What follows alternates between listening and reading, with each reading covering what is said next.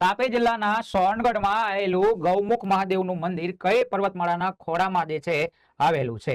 ગૌમુખ મહાદેવનું મંદિર અને પાછો તાપી જિલ્લો પૂછ્યો છે.